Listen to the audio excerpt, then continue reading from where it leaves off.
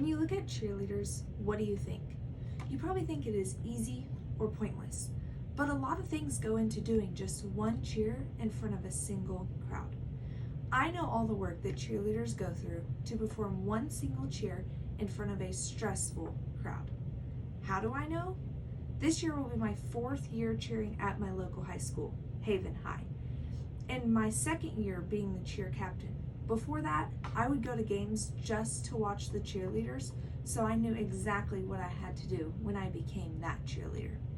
This is important to you because I know that most of you are college students, and cheerleading has many different lessons that can be learned from it, and some of those do not involve only cheerleading.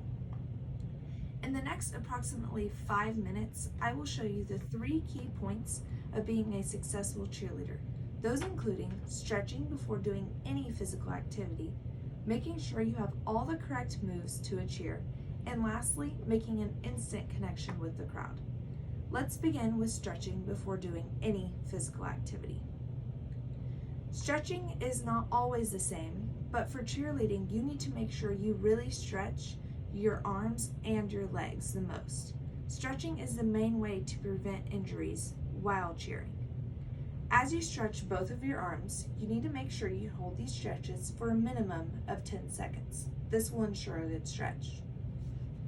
1, 2, 3, 4, 5, 6, 7, 8, 9, 10. When you stretch both of your legs, you need to remember that there are several different ways you can stretch your legs. Do the one that is most comfortable for you. And hold for 10 seconds. 1, 2, 3, 4, 5, 6, 7, 8, 9, 10. One thing to remember is always do extra stretches on a place that has been injured before, because there is a risk that you could injure it again, so stretching it will warm it up. After you have finished your stretching, the next step is to actually do a cheer successfully. When doing a cheer, you have to make sure you are not only doing the right moves, but also saying the right words. To start, we will learn the words, which are F, I, G, H, T, and they will be said exactly like that, 3 times in a row. So the cheer will sound like F, I, G, H, T, F, I, G, H, T, F, I, G, H, T. Next are the moves. So you will go F, I, G, H, T. And after the 3rd time doing the cheer, you will do a clean, which looks like this. So now we can speed it up. F, I, G, H, T.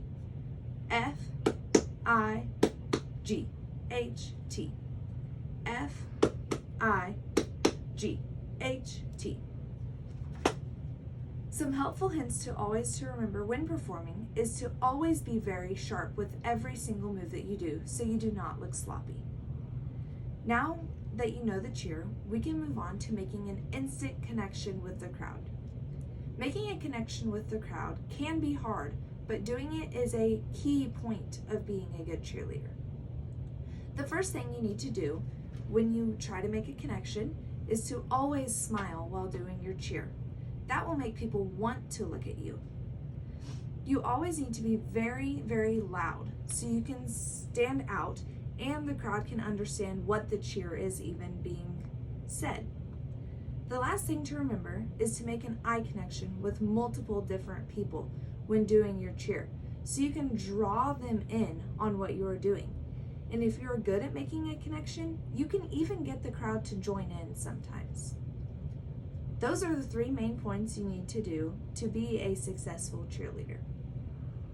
There are 3 main points you need to do to be a successful cheerleader, which include stretching before doing any physical activity, having the correct moves while you're doing your cheer, and lastly, making an instant connection with the crowd. Hopefully by listening to this speech, you can learn that cheerleading has a lot of different things that have to be done to be successful, but it is not all about having the right cheer moves or saying the right words. As I previously mentioned in my introduction, cheerleading can teach you multiple different lessons. So I hope this speech has taught you lessons you can learn and apply to your own life.